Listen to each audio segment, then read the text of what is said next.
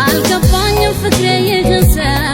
ይከሰሞን ይዛጣው ምትለላን የሚሆን ልብህ ወራት ቢጤ ካልተመኘ ሌላማ በሞት ምን ተገኘ አሁን ምን ተገኘ ደግሞ ምን ተገኘ አሁን ምን ተገኘ ደግሞ ምን ተገኘ ከኔ ለመራቅ ምክንያት ያበዛ ዛሬ ለፍቅር የሚሆን እንዴት ጊዜ አጣፍቅሬ አይኔን ለማየት እንዳልተመኘህ ያኔ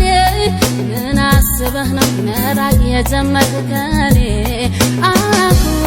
ምን ተገኘ ደግሞ ምን ተገኘ